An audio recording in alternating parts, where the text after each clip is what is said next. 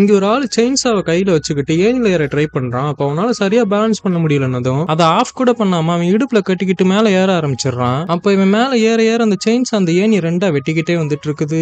இப்ப இவனோட ஃப்ரெண்ட் இவன் செயின்சாவை கையில வச்சுக்கிட்டு கேர்லெஸ்ஸா சுத்திக்கிட்டு இருக்கிறத பார்த்துதான் அவன் டென்ஷன் ஆகி சுத்தியில் எடுத்து இவன் மண்டையை பிளந்துடலான்னு போறான். ஆனா அந்த சுத்தியில் உடஞ்சு போய் கீழே செவனே நின்னுட்டு இருந்த நன்னு மண்டையை பிளந்திருக்கும். ஆனா ஜஸ்ட் மிஸ்ல அவங்க கீழே குனிஞ்சிடுறாங்க. அதனால அந்த உடஞ்சு போன சுத்தியிலும் ஒரு பக்கெட் குள்ள போய் விழுந்துருது. இப்ப நன்னு கடுப்பாகி இவனுங்களை பொழந்துடலான்னு பார்த்தா ஏணி ஆல்ரெடி பொழந்து போயிருக்கிறதுனால இவங்களால மேல ஏற முடியல. அப்போ என்னடா பண்ணலாம்னு யோசிச்சுட்டு இருக்கும்போது சடனா ஒருத்த ஏணியோட மணியை கிளீன் பண்றேன்னு நட்டை கழட்டி விட்டுறான். அதனால மணி கலண்டு போய் நன்னோட மண்டலே விழுந்துருது.